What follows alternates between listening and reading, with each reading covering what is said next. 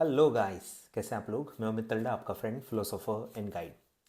तो elephant in the room को address करते हैं। ICSI strategic action plan release हुआ है 2026 टू 2020 2030।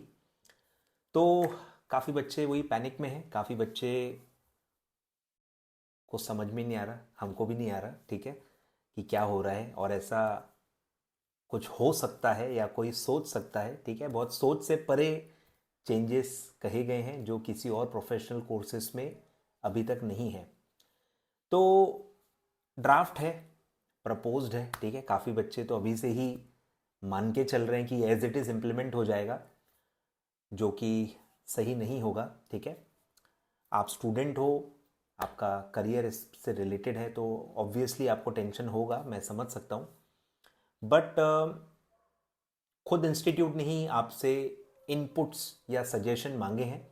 8 जनवरी, नोट कर लो डेट, 8 जनवरी के पहले हर सीएस स्टूडेंट को ज़रूर जो भी आपके प्रॉब्लम्स हैं, जो भी आपको लगता है ओवरऑल लेवल पे स्पेसिफिक इससे रिलेटेड, तो आपको अपना ओपिनियन उनको देना ही है।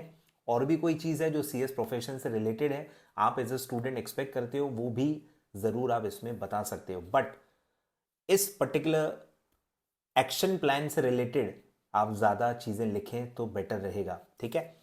ऐसा ना हो आप हर चीज़ लिख दो और वो इरेलीवेंट लगे इंस्टीट्यूट को, ठीक है, वो भी होने नहीं देना है, ठीक है। तो इनपुट्स मांगे गए हैं 8 जनवरी, थर्सडे से पहले। लिंक मैं डिस्क्रिप्शन में दे देता हूँ। ये आपकी मोरल रिस्पॉन्सिबिलिटी है। सिर्फ सोशल मीडिया पे डिबेट्स करने से कुछ नहीं होता, ठीक है। प्रॉपर तरीका, प्रॉपर चैनल इंस्टीट्यूट ने खुद दिया है आपको सजेशंस पहुंचाने का, तो कोई और तरीका न यूज़ करें, ठीक है। तो ये आपकी प्रोफेशनल रिस्पॉन्सिबिलिटी है। तो काफ़ी बच्चे पूछ रहे थे, सर आप मेजर चेंजेस क्या क्या हैं वो आप थोड़ा सा बता दो, मतलब स्टूडेंट्स लेवल, स्टूडेंट को क्या इम्पैक्ट होने वाला है।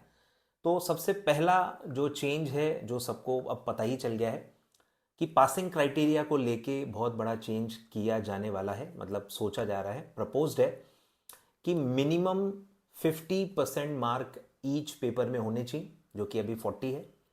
और एग्रीगेट 50% अभी है, लेकिन प्रपोज्ड है 55% इन एग्रीगेट, ठीक है।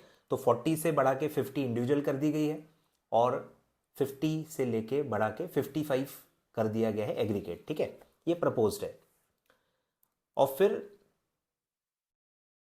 दूसरा है कि एग्जामेशन है 60% और more in any paper of module will be exempted from appearing that paper, ठीक है। तो बाकी तो है, ठीक है। तो एक पासिंग क्राइटेरिया को लेके बहुत बड़ा प्रपोज्ड चेंज है। दूसरा है कि सब्जेक्ट्स भी इन्होंने स्पेसिफाई किए हुए हैं। सब्जेक्ट्स की बात करूं तो फाउंडेशन नाम दिया जाएगा, सीएसईटी को रीनेम किया जाएगा सीएस फाउंडेशन। और सब्जेक्ट्स आपके 4 ही रहेंगे, ठीक है। Business communication, business in corporate law, fundamental accounting and business in economic environment, ठीक है। तो उसमें कुछ खास मेरे ख्याल से चेंज नहीं है। एग्जीक्यूटिव में सब्जेक्ट्स में काफ़ी चेंजेस हैं, ठीक है। तो 1 2 3 4 5 6 7 8 8 सब्जेक्ट हो जाएंगे अगर ऐसा आता है तो। JIGL, sorry, jurisprudence and general loss, ठीक है, जैसे पहले था। लेबर लॉस अलग कर दिया है, स्प्लिट कर दिया है। फिर आपका company law, securities law, setting up, taxation, accounts and finance, economic and labour law and IPR, ठीक है। मतलब कुछ चीज़ों को स्प्लिट करके इंडिपेंडेंट सब्जेक्ट बनाए गए हैं। सब्जेक्ट्स मतलब टॉपिक सेम ही है, बट नंबर ऑफ सब्जेक्ट्स बढ़ जाएंगे, ठीक है। फिर आपका फाइनल पे भी सब्जेक्ट्स ज़्यादा हो जाएंगे। नहीं, 1 2 3 4 5 6 सब्जेक्ट ही रहेंगे और एक इलेक्टिव, यानी 7 सब्जेक्ट ही हैं, अभी भी 7 सब्जेक्ट ही रहेंगे, ठीक है। तो ये सब्जेक्ट्स को लेके है। दूसरा, ट्रेनिंग स्ट्रक्चर को लेके भी दिया हुआ है कि स्टूडेंट्स इंडक्शन प्रोग्राम वो ऑलरेडी आ गया है CACT वालों के लिए, तो 1 डे का रहेगा। फिर वो फाउंडेशन वालों के लिए रहेगा। फिर TDOP ऑलरेडी है, वो भी एग्जीक्यूटिव प्रोग्राम वालों के लिए रहेगा। EDP, ठीक है, सेम है, 15 डेज फिजिकल, ठीक है, 15 डेज लिखा हुआ है, 30 से 15 मतलब वो हो जाएगा आगे चल के फिजिकल। एग्जीक्यूटिव के बाद आप कभी भी कर सकते हो। और CLDP रहेगा, वो भी ठीक है, प्रोफेशनल वालों के लिए है। तो ट्रेनिंग प्रोग्राम में कुछ खास नहीं है। लॉन्ग टर्म ट्रेनिंग में फ्लेक्सिबल ऑप्शंस दिए गए हैं। ऑप्शन 1 है 12 months after passing professional, 15 months after clearing professional. तो ये दो ऑप्शन में मुझे भी समझा नहीं है 12 और 15 ऐसे दो क्यों दिए हुए। थर्ड ऑप्शन तो ऑलरेडी है 21 मंथ्स आफ्टर क्लियरिंग एग्जीक्यूटिव, मतलब अब प्रोफेशनल के बाद वालों को बेनिफिट दिया गया है। करंटली आप एग्जीक्यूटिव की बात करो, प्रोफेशनल की बात करो, कोई फर्क नहीं पड़ता, 21 मंथ्स ही होती है। तो वो डिसएडवांटेज हो जाता है प्रोफेशनल के बाद जो स्टार्ट करते हैं, वो इसमें अच्छी बात है कि ये किया गया है, ठीक है, कि प्रोफेशनल के बाद आप कर रहे हो तो 12 मंथ्स ही आपको करना है, और एग्जीक्यूटिव के बाद जिनको करना है वो 21 मंथ्स करेंगे। तो ये अच्छा चेंज है, वेलकमिंग चेंज है, बहुत बढ़िया चेंज है, ठीक है। और सबसे बड़ा जो टीचर्स की जो नींदें उड़ी हुई हैं वो भी आप सुन लो, काफ़ी बच्चों का शायद वहाँ ध्यान नहीं गया है। तो ICSI भी ओरल कोचिंग प्रोवाइड करता है ICSI के सेंटर्स पे। तो अब उसमें उन्होंने ऑल्टरनेटिव्स दिए कि ऑल्टरनेटिव 1 स्टूडेंट्स को मतलब ऑल्टरनेटिव दिए जाएंगे, ऐसा उन्होंने प्रपोज किया है। Alternative 1 complete online mode with centralise classes and doubt clearing session, या फिर फिजिकल क्लास रूम टीचिंग, ठीक है, ऑनलाइन या क्लासरूम, दोनों में से कोई एक लेनी पड़ेगी, ऐसा ऑप्शन दिया जाएगा, ठीक है। ऑब्वियसली ऑनलाइन मोड में शायद फीस थोड़ी कम ही रहेगी, फिजिकल में तो अच्छी खासी फीस होती है, ठीक है। एग्जीक्यूटिव में भी सेम है, या तो ऑनलाइन पढ़ो या तो फिजिकल पढ़ो, मतलब ICSI से पढ़ना मैंडेटरी प्रपोज्ड है, ठीक है।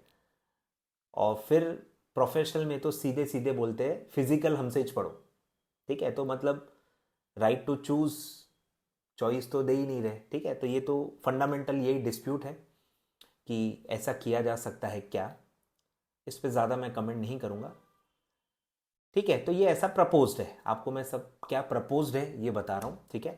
तो CS प्रोफेशनल में फिजिकल का ही ऑप्शन रहेगा, और इलेक्टिव मोड में ऑनलाइन मोड और alternative options for working professional. और CLDP को भी क्लासरूम और उसमें मर्ज करके प्रॉपरली करेंगे, ठीक है। तो ये मेजर 4-5 चेंजेस हैं, ठीक है। पहला चेंज था पासिंग क्राइटेरिया, सेकंड है सब्जेक्ट्स को लेके, थर्ड है ट्रेनिंग स्ट्रक्चर, एंड फोर्थ है कि ऑनलाइन या फिजिकल क्लासेस ICSI का, ऐसा दोनों में से कुछ तो वो एक लाएंगे जो कि मतलब मैंडेटरी रहेगा, ठीक है। मतलब पढ़ के ऐसा लग रहा है, आई डोंट नो क्लियरली, और धीरे धीरे समझ में आएगा जैसे जैसे आगे बढ़ेंगे, ठीक है। तो ये 3-4 मेजर चेंजेस हैं, ठीक है, 3-4 मेजर चेंजेस हैं जो आपको पता होने चाहिए। तो मेरी रिक्वेस्ट है आपसे सबको, हर जो जो चीज़ें हैं, ट्रेनिंग है, सब्जेक्ट्स हैं, हर चीज़ को लेके आपको जो भी आपके सजेशंस हैं, आपके जो भी सजेशंस हैं, आपके ओपिनियंस हैं एज अ CS स्टूडेंट, वो आप ज़रूर ICSI को भेजें। आपका जो लिंक है डिस्क्रिप्शन में दे रहा हूँ, ये आपकी ड्यूटी है, मेरी रिक्वेस्ट है, हाथ जोड़ के। सोशल मीडिया पे ज़्यादा बातचीत न करें, उसका कोई फ़ायदा नहीं होता है। मन की तसल्ली मिलती है, दुख दर्द बांटने से अच्छा लगता है, बट बेटर है सोशल मीडिया पे ज़्यादा चर्चा न करें, क्योंकि फिर वो लाइन क्रॉस कर देते हैं बच्चे। बेटर है एक प्रॉपर प्रोफेशनल तरीके से सोच के ड्राफ्ट करके हर बच्चे को वो फॉर्म में आपका जो भी सजेशन है वो आपके इंस्टीट्यूट को आपको भेजना चाहिए, ठीक है।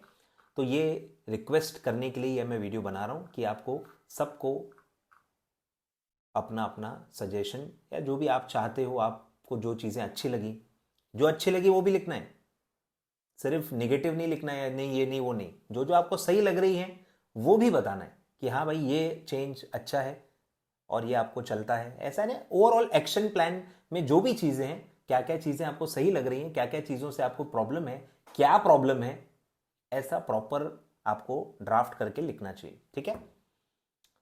तो ये ओवरऑल आपका है, और कोलैबोरेटिव है, सब लिखा ही है कि इंस्टीट्यूट ओपन है, सजेशंस को वो डेफिनेटली कंसिडर करेंगे, ठीक है। तो डरने की बात नहीं है, आपका सजेशन लिए बिना, ओवरऑल कंसल्टेशन के बिना कोई भी चीज़ लागू नहीं होती है, ठीक है। तो पैनिक ना करें, थोड़ा चिल ले, ठीक है। और अपनी जो ड्यूटी है वो पहले आप निभाएं, ठीक है। Thank you so much.